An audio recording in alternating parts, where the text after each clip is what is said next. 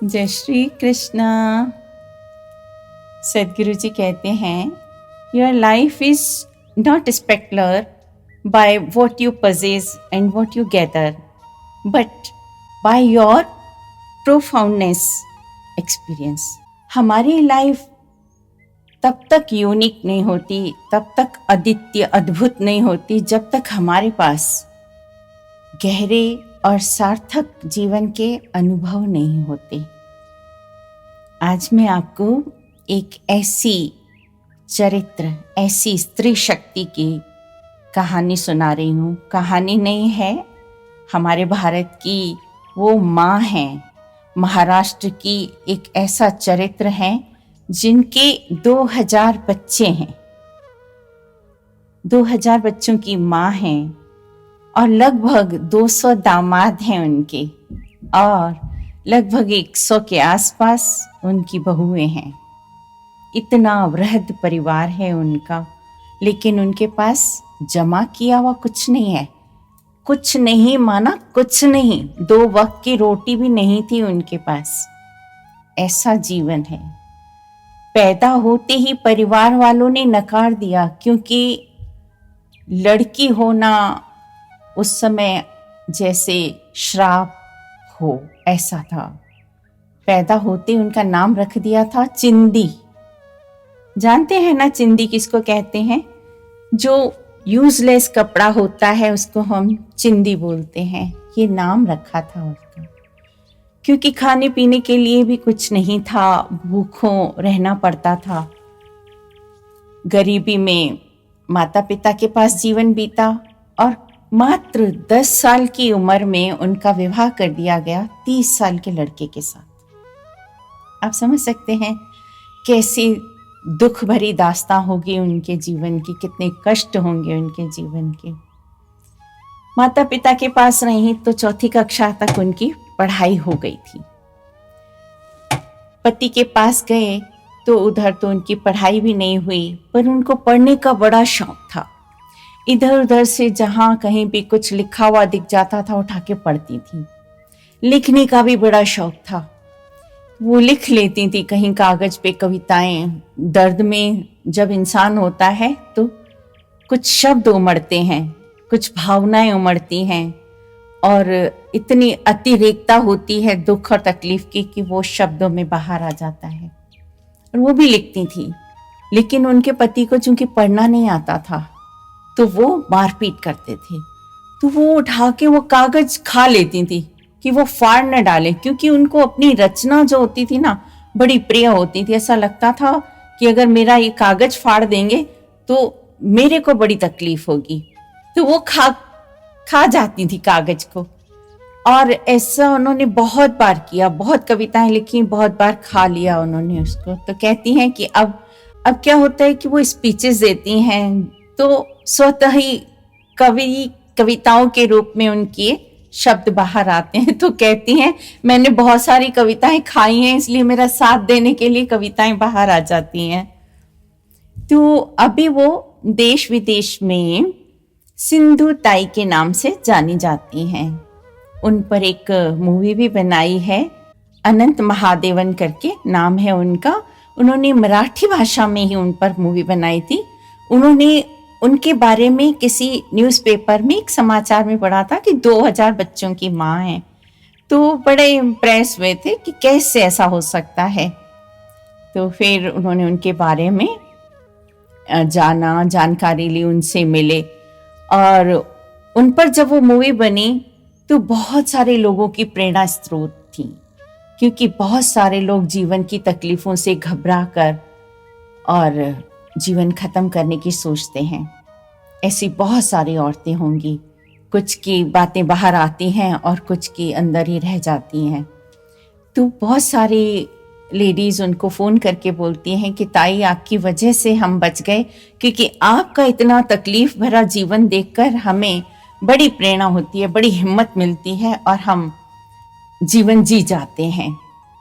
तो उनको लगता है कि ये मेरे जीवन की सबसे बड़ी सफलता है कि मैं इतने लोगों का जीवन बचा पा रही हूँ। उनका जन्म हुआ था हमारे भारत के आज़ाद होने के लगभग 1 साल बाद 1948 में। और ये तो मैंने आपको बताया कि उनकी शादी हो गई थी 30 साल के लड़के के साथ। अब गरीबी भी थी, तो ये गायों का गोबर इकट्ठा करते थे, तो वन विभाग वाले उनको पैसे नहीं दे रहे थे। एक बार उस समय ये 20 साल की थी और गर्भवती थी 9 माह की। तो वन विभाग के लोगों ने जब इनको पैसे नहीं दिए तो उनसे इन्होंने थोड़ा वाद विवाद किया, और वाद विवाद इतना बढ़ा कि वो उनको मारने तक दौड़े।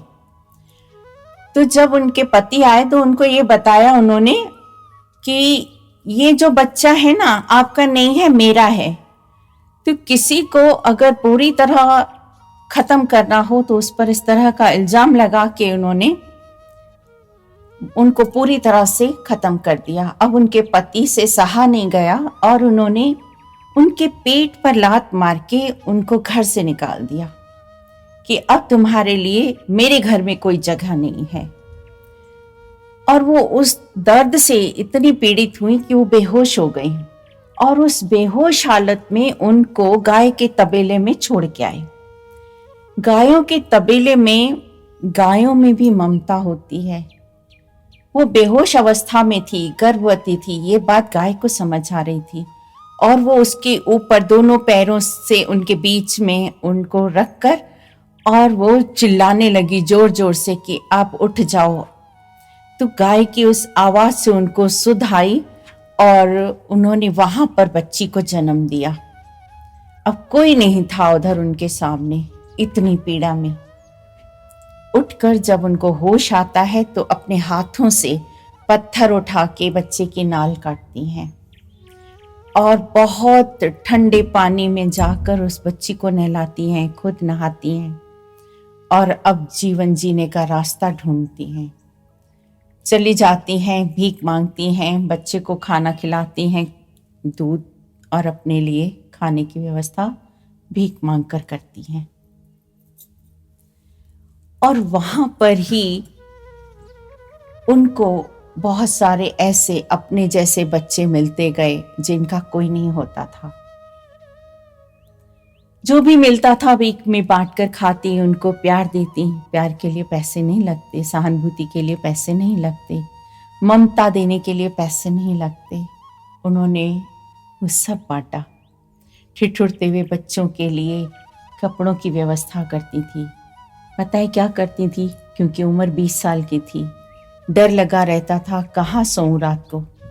वो रात को शमशान में जाकर सोती थी कि यहाँ कोई नहीं आता, अगर गलती से कोई आ जाता है तो मेरे को भूत समझकर भाग जाते थे। और जो मुर्दों को कपड़े पहनाए जाते थे उन कपड़ों से अपने आप को ढकती थी, और जो गरीब बच्चे और उनके आसपास के होते थे उनको ढकती थी। स्टेशन पर जाती थी, स्टेशन पर भी उनको कई बच्चे ऐसे मिलते जाते थे आसपास की जगहों से, गांवों से। जो भी मिलता उनको अपना करती चली गई। वो अपनी ममता की भी बहुत तारीफ करती हैं कि मेरी बच्ची, जैसे एक बच्चा दूसरे बच्चे को ही देखकर थोड़ा सा दुखी होता है कि मेरी माँ दूसरे बच्चे को क्यों प्यार कर रही हैं, लेकिन उनकी बच्ची उनसे ज़्यादा उदार, वो अपनी हर रोटी बांटकर खाती। बहुत ही तकलीफ वाली उनकी यात्रा चल रही थी। और वो बताती हैं कि मैं रेलवे स्टेशन पर गाती थी, ट्रेनों में आती जाती ट्रेनों में गाती थी, तो जो मेरे को पैसे मिलते थे उन्हीं से ही मेरा काम चलता था, गुजारा होता था। लेकिन थोड़ा बहुत बचत कर करके मैंने बच्चों को पढ़ाया, क्योंकि पढ़ना मेरा बहुत बड़ा सपना था, लेकिन मैं पढ़ नहीं पाई। तो मैं सब बच्चों को पढ़ाने की व्यवस्था करती थी, कैसे भी करके, मांग के, गा के, मजदूरी करके, कुछ भी करके। और उन्होंने ऐसे सारे बच्चों को पढ़ाया। और उनके साथ ये भी था, शर्त थी कि जब तक पढ़ लिख नहीं जाओगे, अपने पैरों पर खड़े नहीं हो जाओगे, तब तक आप शादी नहीं कर सकते। घर भी नहीं था। फिर कुछ आदिवासी गरीब लोगों ने मिलकर एक झोपड़ा बनाया था इनके लिए, और वे वहाँ पर मिलजुल कर एक दूसरे के साथ से, एक दूसरे के प्रेम से हाथ पकड़कर चलते और आगे बढ़ते गए।